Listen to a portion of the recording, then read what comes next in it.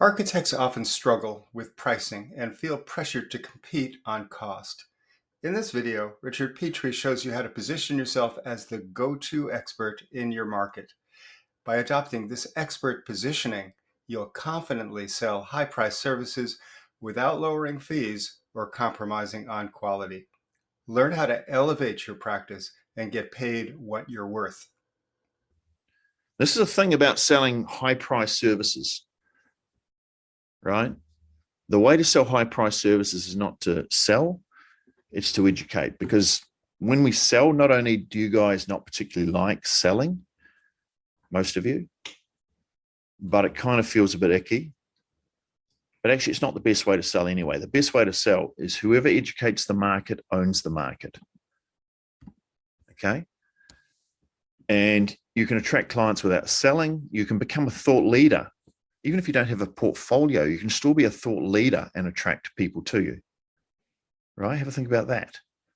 You can pick a niche, which maybe you don't have a portfolio for, but if you become a thought leader for it and start creating content, you can attract people to you because of your ideas, right?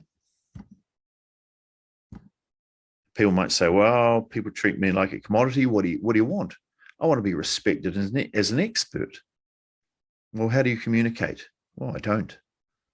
Well, why not create helpful materials that position you as a thought leader for your ideal client project type? I don't have time for that. What are you doing?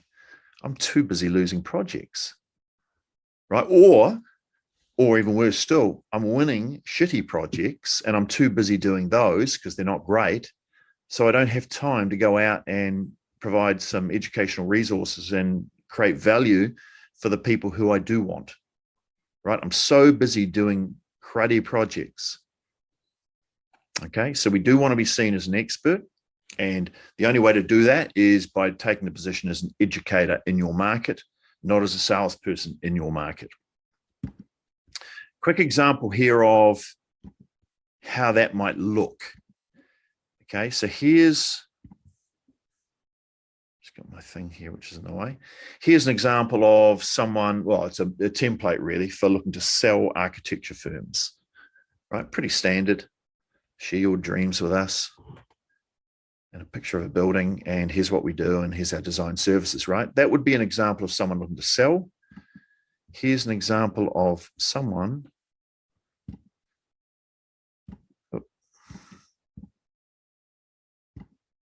looking to be the educator. Now, in this case, it's a very simple, it's just a Facebook post, but he's doing it as an educator as opposed to a salesperson.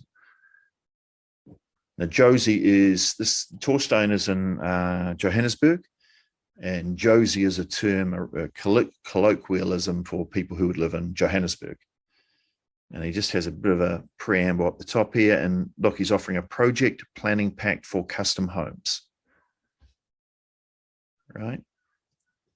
So he's providing resources, tools. Now, if people want this, they go to a page, they request it, it gets sent to them. Torstein can follow up with them. Right? An educator. Now, I know we get 10 times more leads when it's done educationally than when it's done as a salesperson. 10 times more.